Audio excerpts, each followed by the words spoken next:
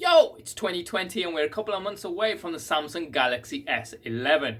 Now there's plenty of rumors out there saying they're going to switch up the naming convention and call it S20 because we're in 2020 and it's a new beginning and it's going to be a launch of a new device. But I don't think it's going to be switching up the name at all. I think they're going to be releasing a whole new product line beginning with the name S20. But I think they may be kind of messing up the naming convention because eventually the Galaxy S line will get to S20.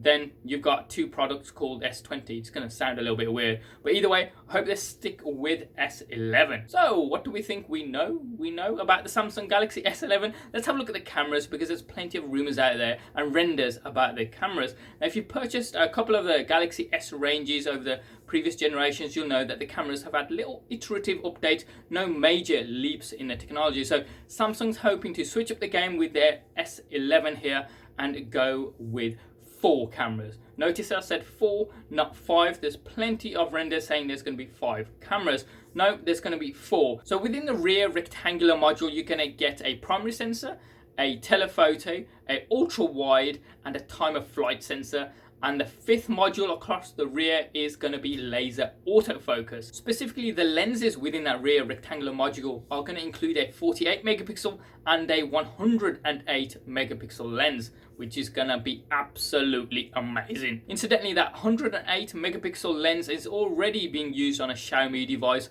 so that technology is already there, just being fine-tuned to the S11. For the S10, we had 2 cameras for taking selfies. Now we're going to lose these on the S11, so it's going to be the same as the Note 10. You're going to get a single punch-out display camera right at the top of the screen, dead center. So Samsung's going to be unveiling 3 devices. You're going to get the S11e, the S11 and the S11 Plus. In terms of battery life, it's going to vary from 3,730 milliamp hours all the way up to 5,000 milliamp hours for the S11 Plus. And the screens are going to be big, ranging from 6.2 inches all the way up to 6.9 inches for the S11 Plus. Speaking of displays, we're going to get a higher refresh rate, anywhere from 90 to 120 Hz. There have been configuration changes leaked, screenshots of config within the operating system to say we could get 90 or 120, so we'll have to wait and see. The in-display fingerprint sensor will also be getting improvement, so where you place your fingers on the screen in order to unlock your device, that area will be larger on the S11. And obviously, as we saw with the Note 10,